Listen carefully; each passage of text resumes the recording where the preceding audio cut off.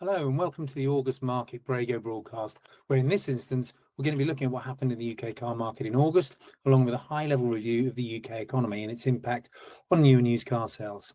Going forward, expect to see a monthly Brego broadcast for both the UK automotive sector and the UK leisure market, and that will include insight on what's happened in the touring caravan, holiday home and park home markets.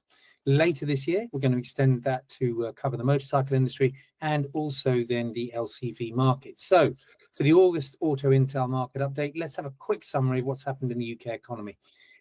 Basically, the global economy remains cause for concern, although there have been signs of stability in certain countries as Trump's trade tariffs begin to be agreed and things begin to settle down. There's been little or no progress in the Ukraine war peace negotiations, and many now feel that Putin feels he's got the upper hand at the moment, which is worrying and of concern to a number of countries worldwide. We also need to know that JLR was hit at the end of August with a cyber attack, and that froze their ability to sell and produce new cars. And this is still ongoing, but more of an update on that when we get to the September update at the beginning of October. Inflation increased again to 3.8%, which is definitely not what the government needed for the second month running. And it's the highest now since it was in January 2024, largely due to transport costs jumping by 3.2%, including airfares that jumped a whopping 30.2%, likely to be because of the holiday period and the inflated rates for taking people away. The bank base rate was reduced on August the 7th to 4%, although the vote was split, but this should help consumer confidence for the month, and there is some indication of that, which we'll see in just a second. But there is concern that that's going to be the last rate drop this year as government spending spirals out of control and tax increases are forecast for the autumn budget, and that's going to be something we need to watch. Business confidence is reported quarterly and sits at -27 from -33 according to the CBI, although that forecast is still for this to drop to -29 in Q4, having dropped to probably -31 in the latter part of September. Consumer confidence has edged upwards and improved from -19 to -17, which is a surprise, but it's very gladly welcomed, and it's likely to have impacted on the retail sector, and there is some evidence of that. Average mortgage rate for a 2-year fixed mortgage is consistent at 4.52%, and the 5-year is slightly higher at 4.55%. That's up 0.05 according to Rightmove data. The major purchase index has dropped by 1 point to -17, which is not the end of the world, but it's still a little bit of a negative setback. Price of fuel has shifted from 134.3 on July the 31st to 133.9 on August the 31st for a litre of unleaded, and diesel from 142.1 to 141.6. Unemployment remains static at 4.7%, and there's genuine concern this will begin to rise with the September update, but we'll see how we go with that. So let's have a look at the UK new car market, and this is data courtesy of the SMMT. What we can see is that it's been another poor month. Unfortunately, registrations are down 2% on August 2024, and year to date, they are still up by 2.1%, but it's not ideal. Private sales were up by 0.7%, which is good because last month they were down by 3.2%, and that's a 39% market share, which is 1% more than it was in August last year. Year to date, it's up 3.8%, which is a 38.4% market share. For fleet sales, 4.6% down, and that gives a market share of 59.1%.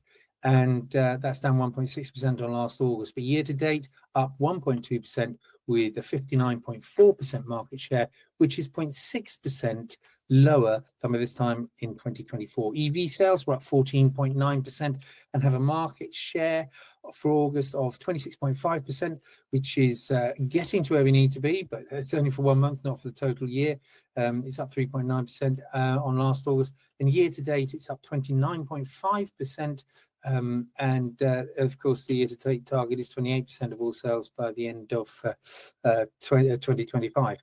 Plug-in hybrid up 69.4%, which is a significant jump with an 11.8% market share, and up 33.7% market share year-to-date with 10.6% as the market share for year to date. Petrol down 14.2% as people move across to hybrid vehicles, and diesel sales down a whopping 16.6%.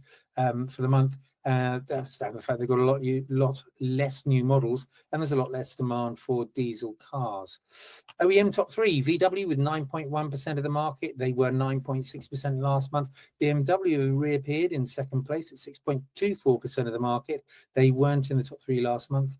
And Ford are third with 5.9%, and they were at 6.5% last month. So a little bit of a change. Top three cars that were sold, excuse me, in the new market were the Ford Puma, the Kia Sportage, and the Tesla Model Y.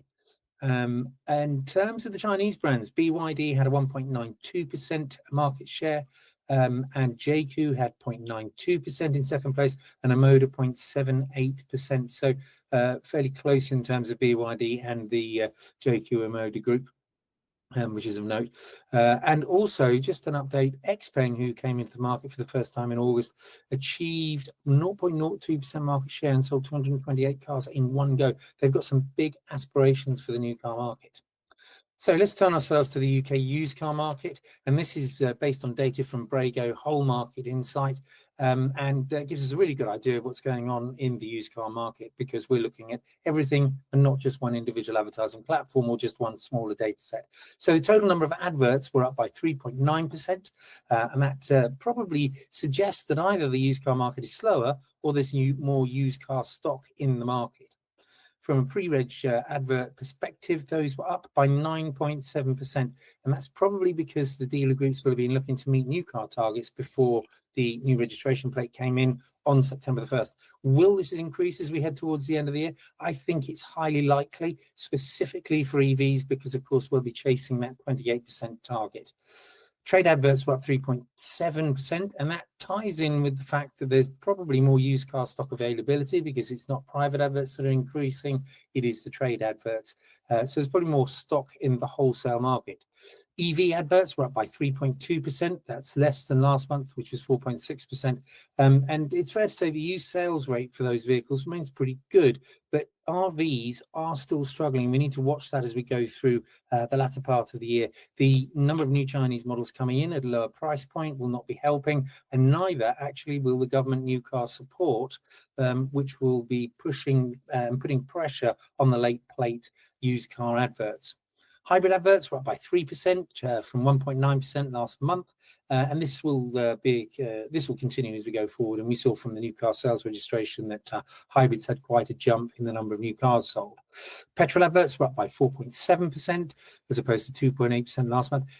Is this due to new fleet car sales bringing more petrol stock back into the marketplace? We know that there are a lot of EVs going on to fleets at the moment, and this could be an impact of that activity. In terms of days to sale, that's dropped from 37 days last month to 32 in August, and that suggests that the market is pretty strong, and that the increase in used car adverts is probably down to better wholesale availability rather than the fact that the market has been quieter. From an EV perspective, days to sale sit at 33. Now, that's a big change from 41 last month. Good improvement. And the question is this being driven by the price, or is it being driven by consumer awareness as a result of the government support OEMs who have been doing their own individual activity? The average used car price has gone up by 1.1%, whereas it was 1.4% last month, an increase of 1.4% last month. And the average EV price has gone up by 1.7%. It was 2.7% last month. And that could be either stability in the market or more lower value used EVs coming into the marketplace, although we know that they're churning and selling quite well. So if we look at sort of general chat, what's going on in the market, tail end of August was probably the bit that saw the increased footfall, and that's probably due to end of holidays and a bit more consumer confidence coming after that interest rate drop. And that meant that more customers were keen to commit and actually buy a vehicle. So that's a positive news from the used car market. Dealer group financial reporting still remains polarized from success to sort of even Stevens, or in some cases heavy losses. But we still have the margin issue that's still there and evident in the marketplace. Sale prices and conversion rates at auction remain high, and although retail prices have increased, they've not increased enough to improve margins. So the dealers are still having a bit of a rough time of it and starting to look at alternative revenue streams to help support what's going on, and the fact, of course, that as we see more EVs, there will be less business coming from this service department. Vehicle condition remains key to closing a deal quickly. Take the opportunity for a buyer to say no completely away by making sure your stock's looking great. I think that's the message that we've got at the moment.